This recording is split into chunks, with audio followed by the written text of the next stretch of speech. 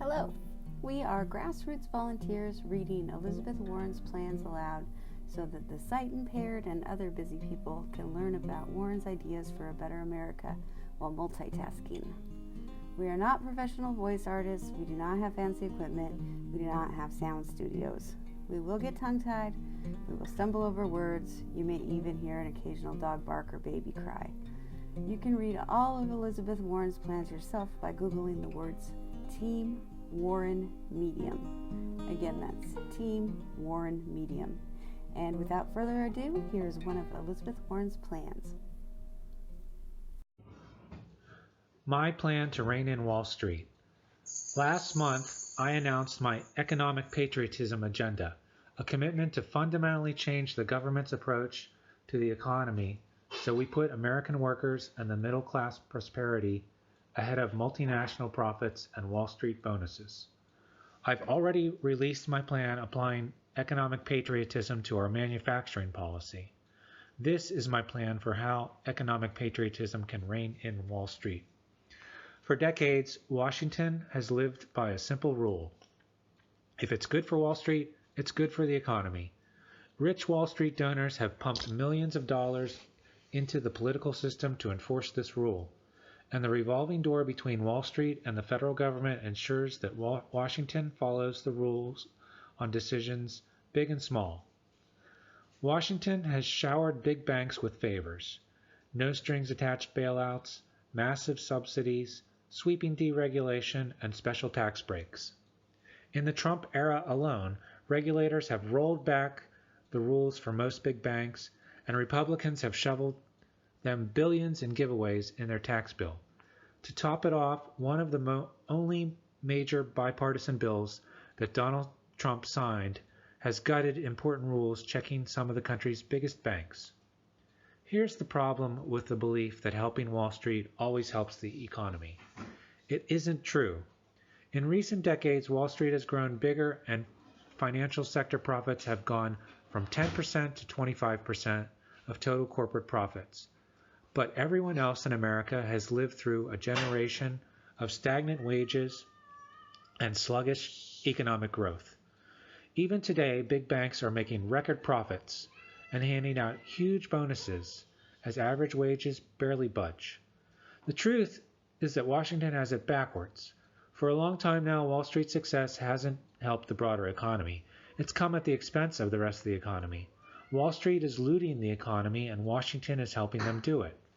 To raise wages, help small businesses, and spur economic growth, we need to shut down the Wall Street giveaways and rein in the financial industry so it stops sucking money out of the rest of the economy. That's what my new plan does. How Wall Street hurts the broader economy. The purpose of the financial sector is to connect savers with borrowers as efficiently as possible and to spread risk.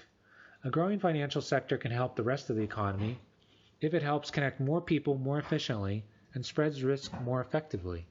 But, as several studies have shown, past a certain point, the growth of the financial sector undermines the rest of the economy by extracting money from it without producing any real value. America is well past that point. For example, a recent study found that when private credit grows to the point where it exceeds GDP, it becomes a drag on productivity growth. Private credit in America has exploded past that benchmark. It's been between 160% and 210% of GDP for the last 20 years. The study also found that when the financial sector represents more than 3.5% of total employment, further increases in financial sector size tend to be detrimental to growth. We've blown past that one too. In 2016, the financial sector represented more than 5% of total employment. Past these tipping points, the growth of the financial sector hurts the economy for a few reasons. It generates more of its profits from non-interest income, another word for fees that extract money from the rest of the economy. It tends to lead to overinvestment in companies that are lower productivity but have lots of collateral to lend against, like construction and property development, luring more business people into those fields. It leads to underinvestment in high productivity manufacturing companies, like those in aerospace or computing, that are particularly reliant on research and development. It lures talented people away from other more productive ventures, like starting businesses. For example, the year before the 2008 financial crisis, nearly half of Harvard's graduating class took jobs in finance. To make matters worse, America's financial sector is doing a poor job at performing its actual role in the economy.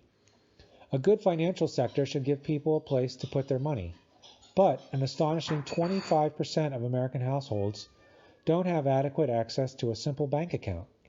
A good financial sector should move money quickly and cheaply, but it costs more today to produce loans, bonds, and stocks than it did a century ago, despite huge advances in technology. And a good financial sector should allocate capital efficiently. But since the mid-1990s, America's financial sector has failed to provide capital to the companies with the most growth potential. Wall Street has rigged the game in its favor, and it's not working for the rest of us.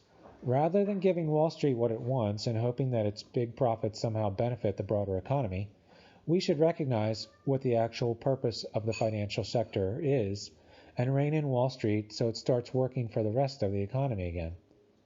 Stopping legalized looting. We should start by transforming the private equity industry, the poster child for financial firms that suck value out of the economy. Private equity firms raise money from investors, kick in a little, and borrow tons more to buy other companies. Sometimes the companies do well, but far too often the private equity firms are like vampires, bleeding the company dry and walking away enriched even as the company succumbs. Washington has done little to rein these firms in or to ensure that their incentives align with the best interest of the economy. As a result, the firms can use all sorts of tricks to get rich even if the companies they buy fail. Once they buy a company, they transfer the responsibility for repaying the debt they took on to the company they just bought. Because they control, they can transfer money to themselves by charging high, quote, management and consulting fees, issuing generous dividends, and selling off assets like real estate for short-term gain. And they slash costs, fire workers, and gut long-term investments to free up more money to pay themselves. When companies buckle under the weight of these tactics, their workers, small business suppliers, bondholders, and the communities they serve are left holding the bag. But the managers can just walk away rich and move on to the next victim. These firms are gobbling up more and more of the economy. They own companies that employ almost 6 million people. They own the nation's second largest nursing home operator, the largest single-family rental landlord, the second largest grocery store chain, and one of the nation's largest payday lenders. But some of the hardest hit industries are retail and local news. Consider Shopko, a discount retailer founded in 1961. By the end of 2005, it had more than 350 stores. Then, the private equity firm Sun Capital took over, loading Shopko up with more than $1 billion of debt. Sun Capital soon forced Shopko to sell one of its most valuable assets, its real estate, requiring the company to lease back its own stores. Sun Capital made Shopko pay it a $50 million dividend and quarterly consulting fees of $1 million. It made Shopko pay an additional 1% consulting fee on certain transactions, which meant the company had to pay Sun Capital an extra $500,000 fee for the honor of paying it that $50 million dividend. When the company finally crumbled and filed for bankruptcy, hundreds of workers lost their jobs and didn't even receive the severance pay they had earned through their work. But Sun Capital walked away with a juicy profit. The Shopko story isn't unique. A study found private equity-owned firms account for 61% of the retail jobs lost and planned for elimination in 2016 and 2017. That has hurt communities across the country, particularly communities of color that disproportionately rely on retail jobs. Private equity is also wiping out local and regional newspapers with the same playbook. buying papers for cheap, slashing the staff to cut costs, and bleeding the company with fees and dividends. When the papers fail, members of the press lose their jobs and communities lose valuable sources of local news coverage. Take the Post, a 127-year-old Pulitzer Prize-winning newspaper. A private equity firm named Alden Global Capital owns Digital First Media, which bought the Post and owns nearly 100 other local and regional newspapers. Alden slashed the Post staff to less than a third of what it used to be, leaving the remaining reporters stretched thin, covering a region of almost 3 million people. That's been bad for the press and for the residents of the Denver area, but it's been great for Alden's bottom line. In total, Alden-owned papers have cut newsroom staff twice as much as the industry average, while making $160 million in profit. Let's call it what it is: legalized looting. Looting that makes a handful of Wall Street managers very rich while costing thousands of people their jobs, putting valuable companies out of business, and hurting communities across the country. My plan would transform the private equity industry and end this looting with a comprehensive set of legal changes, including putting private equity firms on the hook for the debts of the companies they buy, making them responsible for the downside of their investments so that they only make money if the companies they control flourish.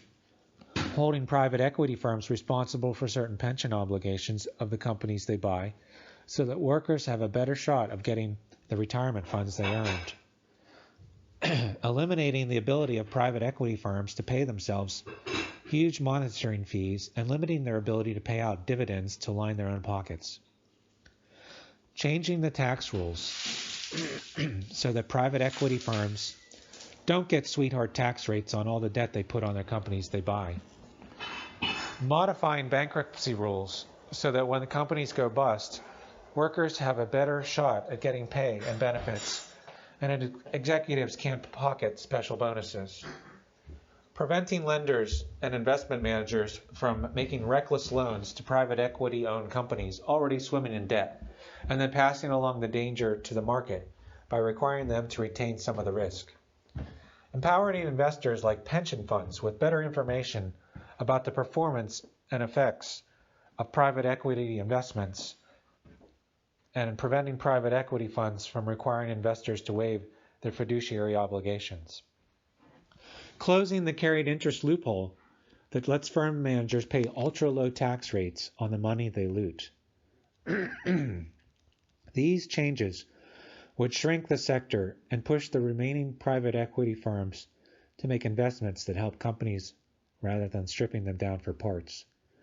Firms that make bad investments would be held accountable instead of walking away from the wreckage with millions in fees and payouts.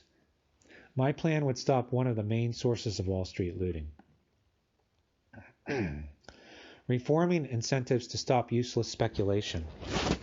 With giveaways, subsidies, and lax rules, Washington has encouraged Wall Street to engage in the kind of speculation that can make bankers very rich, but undermines the rest of the economy. I want to end these practices immediately. First, we should enact my 21st Century Glass-Steagall Act, which rebuilds the wall between commercial banks and investment banks. Taxpayers provide subsidies to commercial banks in the form of cheap deposit insurance, so people can save.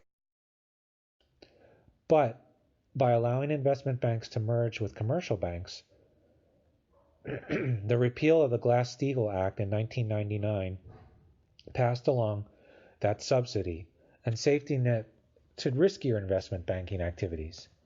This encourages excessive risk-taking and speculation because firms know taxpayers are standing by to absorb the losses if things go bad. This is dangerous for taxpayers and the economy. If banks want access to taxpayer-subsidized insurance, they should be forced to limit their activities to boring banking. If they want to engage in higher-risk investment banking, they should be forced to bear the full long-term risk of their investment decisions. A 21st Century Glass-Steagall Act would accomplish that goal and better align the incentives of the financial sector with the long-term interests of the rest of the economy. Second, we should impose tough new executive compensation rules for bankers that discourage needless speculation and encourage productive investments. If a banker makes a big bet and wins in the short run, he can get a huge year-end bonus. But if he makes a big bet and loses, either immediately or in the long run, his firm takes the loss and no money comes out of his own pocket. This all upside, no downside arrangement was one of the key drivers of the excessive risk-taking in the lead-up to the 2008 financial crisis. Almost 10 years ago, Congress directed federal regulators to impose new rules to laud executive compensation incentives at big financial firms.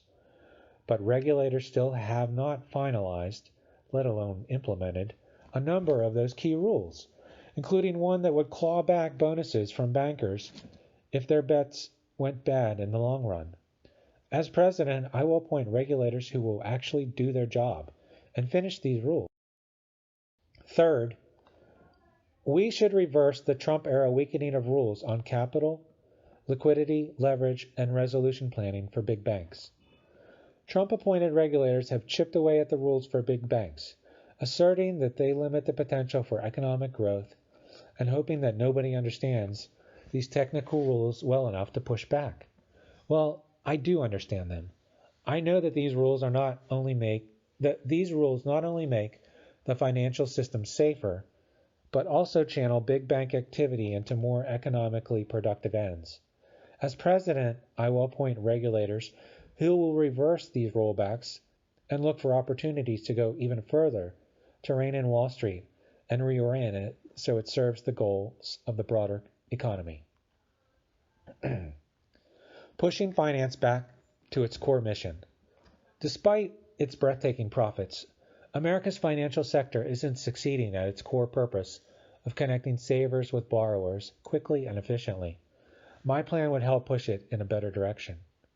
First, our financial system doesn't even serve a huge slice of the country.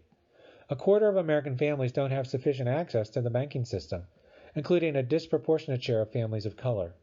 On average, these families spend about 10% of their income in interest and fees stemming from their lack of access to basic banking services.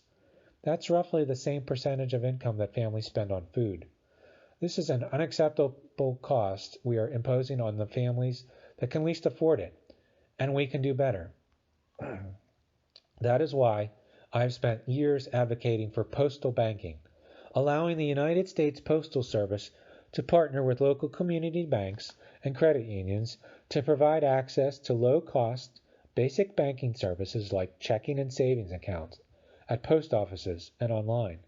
The Postal Service Office of Inspector General has presented a few different approaches to use postal banking to provide more access to more people. And because the Postal Service already offers some financial services and has the legal authority to expand on those offerings, postal banking requires no new legislation, just new appointees who are committed to the cause. Second, the financial system isn't particularly efficient or cheap at moving money. It ought to be both. For example, ever notice that it takes days for a paycheck to clear? Thanks to an outdated system at the Federal Reserve, it can take days for a check to clear. If payday is the rent is due the next day, too many working families face the choice of paying a late fee to their landlord, an overdraft fee to their bank, or a sky-high interest rate to a payday lender. Countries like the United Kingdom, Mexico, Poland, and South Africa have already adopted real-time payment technology. We already have too, just not for everyday transfers. The Fed hasn't fixed this in part because big banks want to force families to use their private systems. But American families shouldn't have to rely on giant banks for quick access to their paychecks. It's time for the Fed to catch up and ease the burden for working families, and I will appoint Fed governors who will get it done. Finally, our financial firms don't do a good job of providing financing to the kinds of high-growth companies that really need it. Instead, they consistently extract money from these companies by demanding stock buybacks and dividends.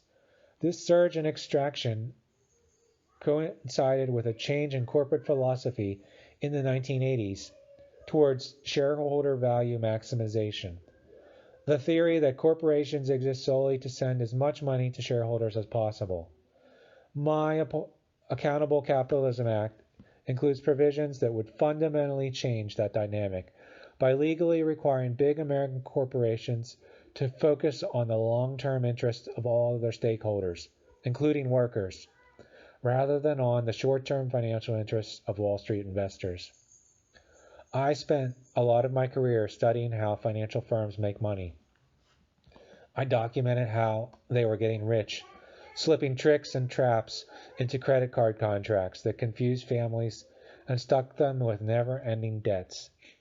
In the lead up to the 2008 crisis, I rang the alarm bell as I saw the same tricks and traps emerging in mortgages.